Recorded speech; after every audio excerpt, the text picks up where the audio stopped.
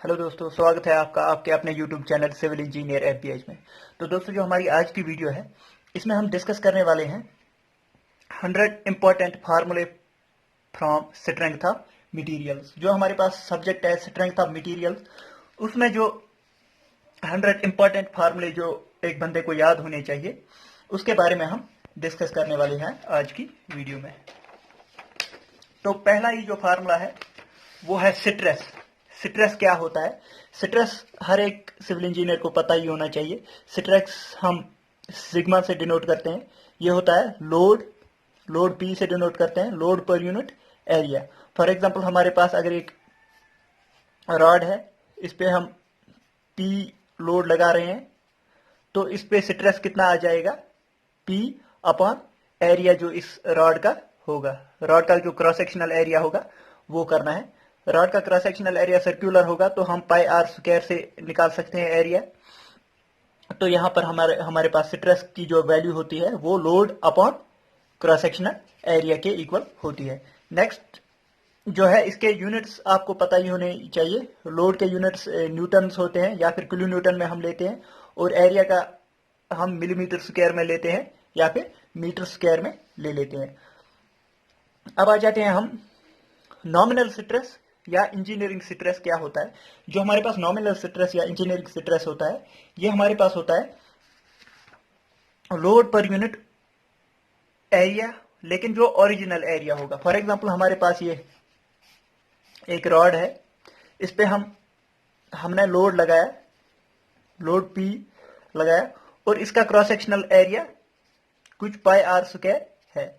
अब इस पे जब हम लोड लगाएंगे, उसकी वजह से हो सकता है कि इसका एरिया कम हो जाए, क्योंकि हम लोड ज्यादा लगाएंगे तो ये ऑब्वियसली इसका एरिया डिक्रीज हो जाएगा।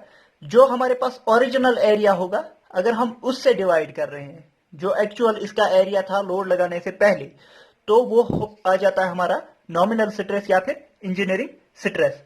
लेकिन अगर हमें एक्चुअल और ट्रू स्ट्रेस निकालना होगा, फॉर एग्जाम्पल एरिया लोड लगाने के बाद इसका एरिया कुछ कम हो जाएगा और लेंथ इंक्रीज हो सकती है। लेंथ इंक्रीज हो जाएगी और एरिया जो है क्रॉस सेक्शनल एरिया वो कम हो जाएगा। तो अगर हम एक्चुअल एरिया, इस वक्त लोड लगाने के बाद वाला एरिया हम लेंगे, तो हम उसे एक्चुअल या फिर ट्रू स्ट्रेस कहते हैं। एक्चुअल और true stress is equal to load per unit changed area. जो चेंज हो गया होगा लोड लगाने की वजह से, जो चेंज हो गया एरिया, वो अगर हम ले रहे हैं तो वो एक्चुअल और ट्रू स्ट्रेस आ जाएगा।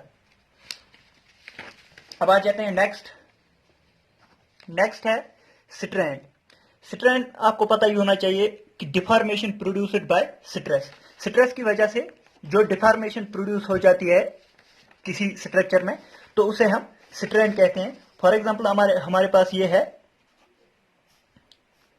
ये एक रॉड है, इस पे हम लोड लगाएंगे तो इसकी जो है लेंथ इंक्रीज हो जाएगी, cross sectional area obviously decrease हो जाएगा। इसकी लेंथ अगर एल थी पहले, अब एल डैश आ गई, तो इंक्रीज इन लेंथ ये जो है, इसको हम डेल एल कहते हैं। ये जो है इंक्रीज, थोड़ी लेंथ हो गई यहां से यहां तक, इसको हम del L change in length कहते हैं। तो यहां पर टेंसाइल स्ट्रेंथ जो होती है वो होती है changed length upon original length. Tensile stress होता है change in length upon original length. ये जो स्मॉल चेंज लेंथ में हो गया, ये डिवाइड बाय ओरिजिनल लेंथ, तो ये आ जाते हैं। इसके यूनिट्स नहीं होते हैं क्योंकि लेंथ अपॉन लेंथ होता है, तो यूनिट्स कैंसल आउट हो जाते हैं, तो यूनिट स्ट्रेन के केस में कुछ नहीं होता है। तो नेक्स्ट आ जाते हैं कंप्रेसिव स्ट्रेस। कंप्रेसिव स्ट्रेन वो होता है जहां पर अगर हम अब लोड लगा रहे हैं, कंप्रेसिव लोड, ये हमारे पास रॉड है, इस पे हम कंप्रेसिव लोड लगा रहे हैं, लोड कंप्रेसिव लगा रहे हैं, तो इसकी लेंथ जो है ऑब्वियसली डिक्रीज हो जाएगी, लेंथ अब डिक्रीज हो जाएगी और क्रॉस सेक्शनल एरिया इंक्रीज हो जाएगा। ये decrease in length del L हो जाएगा और हमारे पास कंप्रेसिव स्ट्रेन जो आ जाएगा change in length upon original length आ जाएगा। नेक्स्ट होता है शियर स्ट्रेन। शियर स्ट्रेन होता है जब हमारे पास एक, फॉर एग्जांपल ये हमारे पास एक ब्लॉक है, ये हमारे पास एक ब्लॉक है, अगर हम इस साइड से लोड लगा रहे हैं तो इसकी डिफॉर्मेशन कुछ ऐसे हो जाती है। तो यहां पर जो ये एंगल फाई बन जाता है, ये जो एंगल बन जाएगा तो इसी के इक्वल होता है tan ऑफ फाई। ये जो यहाँ पर एंगल बन गया, यहाँ पर डिफॉर्मेशन, इस साइड से डिफॉर्मेशन हो गई और ये एंगल बन गया, तो ये इसी के tan ऑफ दिस एंगल के इक्वल हो जाता है। फिर होता है वॉल्यूमेट्रिक स्ट्रेन। वॉल्यूमेट्रिक स्ट्रेन होता है change in volume upon original volume. Next आ जाते हैं हम Hooke's law. Hooke's law states that within elastic limit the strain varies directly as stress varies directly as strain. तो आपने stress strain करो देखा ही होगा। हम जब स्ट्रेस स्ट्रेन करो लगाते हैं तो पहले कुछ देर के लिए ये जो है ये लीनियर होती है, फिर ये कुछ ऐसे बिहेव करना स्टार्ट होती है। तो यहां पर जो ये पॉइंट होता है, यहां पर इस लिमिट को कहते हैं elastic limit. With in elastic limit मतलब इस इलास्टिक लिमिट के तक स्ट्रेन, जितना हम स्ट्रेस इंक्रीज करेंगे उतना ही स्ट्रेन इंक्रीज हो जाएगा। उसके बाद जो है ये थोड़ा चेंज दिखा देता है। तो यहां पर इस पॉइंट को कहते हैं इलास्टिक लिमिट। इलास्टिक लिमिट तक जितना हम स्ट्रेस इंक्रीज करेंगे तो उतना ही स्ट्रेन भी इंक्रीज हो जाएगा बॉडी में। Stress is directly proportional to strain और stress upon strain is constant. इस कांस्टेंट को हम यंगस मॉडुलस भी कहते हैं अगर ये linear stress upon linear strain आ जाएगा। तो नेक्स्ट आ जाते हैं मॉडुलस ऑफ इलास्टिसिटी या फिर यंगस मॉडुलस हम जिसे कहते हैं। मॉडुलस ऑफ इलास्टिसिटी होता है longitudinal stress upon longitudinal strain. Along length जो स्ट्रेस होगा और स्ट्रेन भी अलोंग लेंथ ही आएगा, तो उसे हम मॉडुलस ऑफ इलास्टिसिटी कहते हैं और उसको डिनोट करते हैं कैपिटल ई से। वो होता है stress upon strain, longitudinal stress upon longitudinal strain. ये चीजें आपको याद रखनी है, बहुत बार एग्जाम में पूछी जाती हैं ये चीजें। तो नेक्स्ट आ जाते हैं हम modulus of rigidity. Modulus of rigidity जो है कुछ बुक्स में सी से डिनोट करते हैं, कुछ बुक्स में एन से डिनोट करते हैं, कुछ बुक्स में जी से डिनोट करते हैं। तो आपको कंफ्यूजन में नहीं पड़ना है। तो आपको जो है जो भी पूछा जाएगा आपको ये याद रखनी है, सी से भी डिनोट करते हैं मॉडुलस ऑफ रिजिडिटी, एन से भी और जी से भी। तो इसकी वैल्यू जो होती है shear stress upon shear strain के इक्वल होती है। शियर स्ट्रेस हम टाउ से डिनोट करते हैं और शियर स्ट्रेन ई एस से डिनोट करते हैं। ई मतलब स्ट्रेन, एस मतलब शियर स्ट्रेन। नेक्स्ट आ जाते हैं यहां पर हम जो यहां पर मैं जो करूंगा आगे जो भी आएगा वैल्यू वो मैं जी में लूंगा। जी आपको याद रखना है कि मॉडुलस ऑफ रिजिडिटी हम लिख रहे हैं। मॉडुलस ऑफ रिजिडिटी सी से, एन से और जी से डिनोट कर सकते हैं और मैं यहां पर जी से ही दिखाऊंगा आगे जो फार्मूले आएंगे। नेक्स्ट आ जाते हैं, नेक्स्ट है बल्क मॉडुलस। उसको हम के से डिनोट करते हैं, हर एक बुक में के से ही डिनोट किया गया है। तो यहां पर आप देख सकते हैं वो होता है direct stress upon volumetric strain. Direct stress upon volumetric strain या फिर normal stress upon volumetric strain. Volumetric strain मैंने अभी आपको बताया change in volume upon original volume. तो बल्क मॉडुलस कितना आ जाएगा, normal stress upon volumetric strain. अब आ जाते हैं नेक्स्ट है हमारे पास Poisson's ratio. Poisson's ratio mu से हम डिनोट करते हैं। तो यहां पर आपको याद रखना है पॉइजन्स रेशियो जो है lateral strain upon longitudinal strain के इक्वल होता है। Lateral strain upon longitudinal strain. कई कबार नेगेटिव भी दिखा देता है, कई बुक्स में नेगेटिव भी दिखा देता है, minus times lateral strain upon longitudinal strain. या फिर हम पॉइजन्स रेशियो जो है उसको 1/m से भी डिनोट कर सकते हैं। 1/m जो यहाँ पर पॉइजन्स रेशियो है इसकी वैल्यू जो है 0 to 0.5 के बीच में लाई करती है। 0 भी हो सकता है, 0.5 भी हो सकता है और इन दो के बीच में भी हो सकता है। इससे ज्यादा और इससे 0 से ज्यादा, 0 से कम और 0.5 से ज्यादा इसकी वैल्यू नहीं हो सकती है, ये भी आपको याद रखनी है। और म्यू कुछ बॉडीज के लिए पूछा भी जाता है। म्यू 0.5 होता है फॉर परफेक्टली प्लास्टिक बॉडी। जो परफेक्टली प्लास्टिक बॉडी हमारे पास होती है, फॉर एग्जांपल रबर होती है, तो उसके लिए म्यू की वैल्यू जो है 0.5 होती है। म्यू जो है पॉइजन रेशियो वो 0.5 to 0.2 होता है। कंक्रीट के लिए बहुत ही इंपॉर्टेंट पॉइंट है। कंक्रीट के लिए 0.1 to 0.2 होता है जो है पॉइजन रेशियो की वैल्यू। और जो है Poisson ratio is 0.268 mild steel के लिए। ये मैंने इसलिए बता दिया है, ये बहुत जगहों पर हमारे पास यूज भी होती है ये वैल्यूज कंक्रीट और स्टील की। नेक्स्ट आ जाते हैं, नेक्स्ट है Poisson ratio is equal to 1/m। ये मैंने आपको यहां पर भी बता दिया है, पॉइजन रेशियो जो है 1/m से भी हम डिनोट कर सकते हैं। यहां पर जो है m की वैल्यू 3 से 4 के बीच में लाई करती है, 3 से 4 के बीच में लाई करती है m की वैल्यू, तभी जाके म्यू जो है 0 to 0.5 के बीच में रहेगा।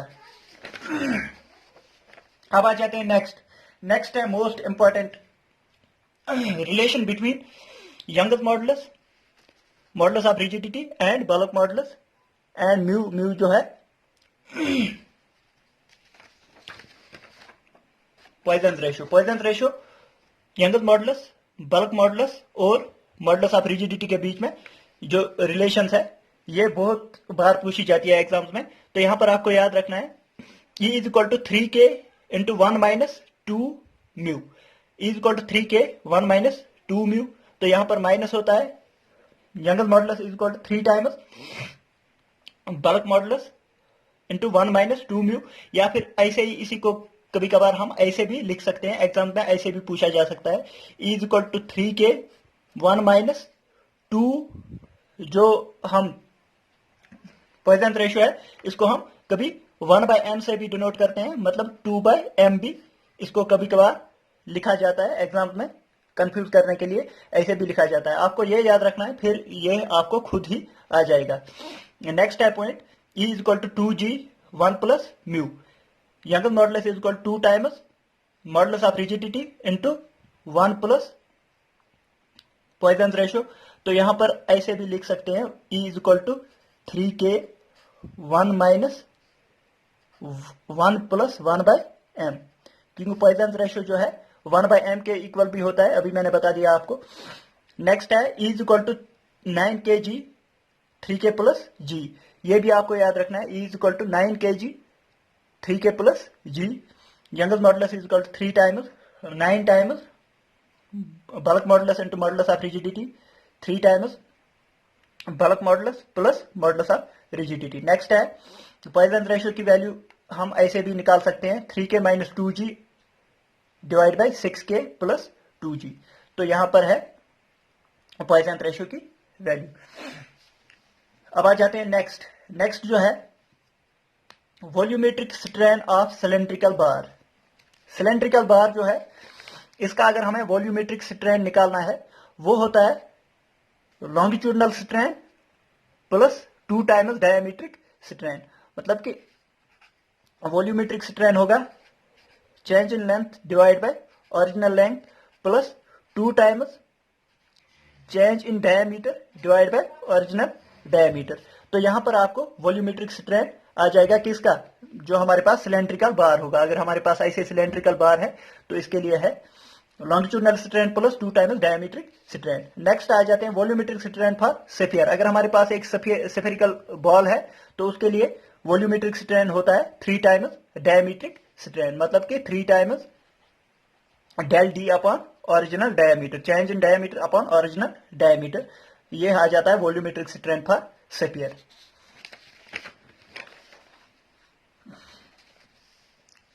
अब आ जाते हैं नेक्स्ट होता है एक्सियल इलोंगेशन हम पढ़ेंगे अब। तो अगर हमारे पास एक प्रिज्मेटिक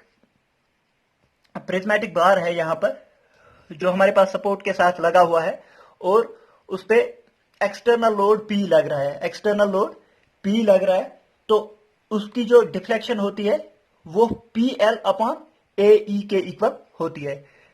अगर हमारे पास एक प्रिज्मेटिक बार है, प्रिज्मेटिक बार आपको पता होना चाहिए जिसका क्रॉस सेक्शनल एरिया सेम होगा और एक ही मटेरियल का बना होगा। एक प्रिज्मेटिक बार है हमारे पास, उसकी डिफ्लेक्शन जो है अंडर एक्सटर्नल लोडिंग, अगर एक्सटर्नल बाहर से कोई लोड हम लगा रहे हैं तो उसकी जो डिफ्लेक्शन होती है लोड इनटू लेंथ तो आपको पता ही है, length of bar upon area, इसका क्रॉस सेक्शनल एरिया कैसा है इनटू ई होता है यंगस मॉडुलस। तो यहां पर आप निकाल सकते हैं, अगर हम L को रेसिप्रोकल करेंगे तो ये आ जाएगा P divide by EA divide by L। L को हमने रेसिप्रोकल किया तो ये EA बाई L आ गया। तो हम इसको P बाई K के फॉर्म में भी लिख सकते हैं। EA बाई L को हम K लिख सकते हैं, EA बाई L को K लिख सकते हैं। K जो होता है फ्लेक्चरल स्टिफनेस होता है, फ्लेक्चरल स्टिफनेस। कभी कभार आपको फ्लेक्चरल स्टिफनेस दिया होगा तो आपको डिफ्लेक्शन निकालना होगा, वो होता है लोड अपॉन फ्लेक्चरल स्टिफनेस। अब आ जाते हैं नेक्स्ट।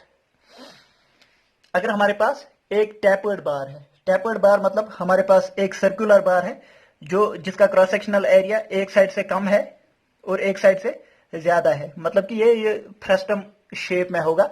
यहां पर क्रॉस सेक्शनल एरिया कम है और यहां पर क्रॉस सेक्शनल एरिया ज्यादा है। तो हमारे पास अगर लोड P लग रहा है तो डिफ्लेक्शन आ जाएगी 4 times PL, 4 times load into L। L होता है लेंथ जो है यहां से यहां तक, लेंथ कितनी है, डिवाइड बाई पाई। पाई तो आपको पता है 22/7 E यंगस मॉडुलस। D1 हो गया इस साइड का डायमीटर क्या है, इंटू D2 हो गया इस साइड का डायमीटर क्या है। डिफ्लेक्शन होता है 4PL divide by pi E D1 D2 अगर हमारे पास लोड P लग रहा है। नेक्स्ट आ जाते हैं हमारे पास, अगर हमारे पास एक रेक्टेंगुलर टैपरिंग बार है, एक साइड से भी रेक्टेंगुलर क्रॉस सेक्शनल है, दूसरे साइड से रेक्टेंगुलर क्रॉस सेक्शन है, एक साइड से कम एरिया है, दूसरे साइड से ज्यादा एरिया है। टैपरिंग इसी को कहते हैं जहां पर एक साइड से कम क्रॉस सेक्शनल एरिया होगा, दूसरे साइड से ज्यादा क्रॉस सेक्शनल एरिया होगा। तो यहां पर डिफ्लेक्शन की वैल्यू होती है PL log of E times B2 by B1 divide by ET B2 minus B1। B2 हो गया, यहां से डेप्थ कितनी है B1 और यहां से डेप्थ B2 है, तो यहां पर P into L log E, log to the base E B2 by B1। E हो गया यंगस मॉडुलस, T हो गया थिकनेस कितनी है इसकी B2 माइनस B1। T हो गया ये वाली थिकनेस कितनी है, और B हो गया डेप्थ कितनी है। यहां से आप रेक्टेंगुलर टैपरिंग बार के लिए ये फार्मूला है हमारे पास डिफ्लेक्शन निकालने का।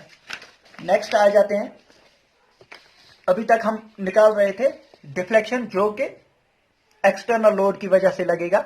अब डिफ्लेक्शन निकालते हैं सेल्फ वेट की वजह से, जो डिफ्लेक्शन लगेगा सेल्फ वेट की वजह से। यहां पर आप देख सकते हैं ये हमने एक बार लगाया है तो इसका सेल्फ वेट W है, सेल्फ वेट इसका W है, तो उसी की वजह से जो डिफ्लेक्शन आ जाएगी वो होता है WL upon 2AE। WL upon 2AE, W हो गया अपना वेट, L हो गया लेंथ क्या है इसकी, इस बार की, 2 तो पता ही है आपको, AE हो गया, A हो गया एरिया, क्रॉस सेक्शनल एरिया कैसा है, और E हो गया यंगस मॉडुलस क्या है। या फिर इसको हम ऐसे भी लिख सकते हैं gamma L square divide by 2E। Gamma जो होता है unit weight, W weight per unit volume, जिसे हम स्पेसिफिक वेट और यूनिट वेट भी कह सकते हैं। नेक्स्ट आ जाते हैं, अगर हमारे पास एक कोनिकल बार है, कोनिकल बार को हम कैसे निकाल सकते हैं। कोनिकल बार के लिए डिफ्लेक्शन जो है gamma L square divide by 6E। Gamma हो गया स्पेसिफिक वेट, L हो गया लेंथ ऑफ बार। तो गामा आपको weight per unit length, weight per unit volume निकाल सकते हैं। आप गामा स्पेसिफिक वेट आपको ऐसे भी निकाल सकते हैं। नेक्स्ट आ जाते हैं हमारे पास, जो हमारे पास डिफरेंट मटेरियल्स होते हैं उनके लिए number of independent elastic constants क्या होते हैं। हमारे पास अगर होमोजीनियस आइसोट्रॉपिक मटेरियल है उसके लिए number of independent elastic constants 2 होते हैं। अगर हमारे पास ऑर्थोट्रॉपिक मटेरियल है तो उसके लिए number of independent elastic constants 9 होते हैं। एनाइसोट्रॉपिक है तो उसके लिए नंबर ऑफ इलास्टिक कांस्टेंट्स 21 होते हैं। डायरेक्ट इसमें से क्वेश्चन पूछा जाता है जब भी आप कोई इंजीनियरिंग एग्जाम देते हैं, तो डायरेक्ट इनमें से क्वेश्चन पूछा जाता है होमोजीनियस आइसोट्रॉपिक के लिए कितने इलास्टिक कांस्टेंट्स होते हैं, तो ऑर्थोट्रॉपिक के लिए कितने होते हैं, और एनाइसोट्रॉपिक के लिए कितने होते हैं कांस्टेंट। तो नेक्स्ट आ जाते हैं, नेक्स्ट जो हमारे पास टॉपिक रह गया वो है thermal stress and strain. Thermal stress कैसे हम निकाल सकते हैं और थर्मल स्ट्रेन हम कैसे निकाल सकते हैं। यहां पर आप देख सकते हैं थर्मल स्ट्रेस जो होता है, thermal stress E alpha delta T से हम निकाल सकते हैं। E अल्फा T टी हो गया टेम्परेचर डिफरेंस क्या है, ई हो गया यंगस मॉडुलस, अल्फा हो गया coefficient of thermal expansion. Coefficient of thermal expansion हर एक चीज के लिए दिया होता है, तो हम स्ट्रेस निकाल सकते हैं, थर्मल स्ट्रेस हम निकाल सकते हैं। नेक्स्ट आ जाते हैं डिफ्लेक्शन कितना हो जाता है जब टेम्परेचर इंक्रीज या डिक्रीज हो जाएगा किसी चीज का, तो डिफ्लेक्शन एल अल्फा टी आ जाता है। तो हमारे पास डिफ्लेक्शन होता है एल हो गया लेंथ क्या है किसी बार का, अल्फा हो गया हमारे पास coefficient of thermal expansion, T हो गया चेंज इन टेम्परेचर, कितना टेम्परेचर चेंज हो रहा है। तो यहां पर अगर स्ट्रेन अगर हम निकालेंगे, स्ट्रेन होता है डेल बाय एल, तो डिफ्लेक्शन इतना आ गया L alpha T divide by L करेंगे तो एल एल कैंसल आउट हो जाएगा, अल्फा टी जो हमारे पास स्ट्रेन निकल के आ जाएगा। एल अल्फा टी हो गया डिफ्लेक्शन और एल हो गया ओरिजिनल लेंथ, तो एल एल कैंसल आउट हो जाएगा, तो अल्फा टी जो हमारे पास है वो स्ट्रेन निकल के आ जाएगा। अल्फा स्टील और अल्फा कंक्रीट के लिए जो कोएफिशिएंट ऑफ थर्मल एक्सपेंशन है स्टील और कंक्रीट के लिए 12 × 10⁻⁻⁶ पर डिग्री सेल्सियस होता है। पर डिग्री सेल्सियस में कोएफिशिएंट ऑफ थर्मल एक्सपेंशन ये है। यहां पर आप ये भी याद रख सकते हैं अल्युमिनियम के लिए सबसे ज्यादा कोएफिशिएंट ऑफ थर्मल एक्सपेंशन होता है, मतलब कि थर्मल एक्सपेंशन अगर हम कम ही टेम्परेचर इंक्रीज करेंगे तो अल्युमिनियम ज्यादा जो है एक्सपेंड हो जाएगा। फिर ब्रास होता है, फिर कॉपर होता है और फिर स्टील होता है। अल्युमिनियम में सबसे ज्यादा, ब्रास में उसके बाद, कॉपर में उसके बाद और स्टील में सबसे कम। तो दोस्तों अगर आपको वीडियो पसंद आती है लाइक कीजिए, वीडियो को शेयर कीजिए अपने दोस्तों के साथ और सब्सक्राइब कीजिए हमारे चैनल सिविल इंजीनियर FBH को। थैंक यू दोस्तों, thank you for watching the video.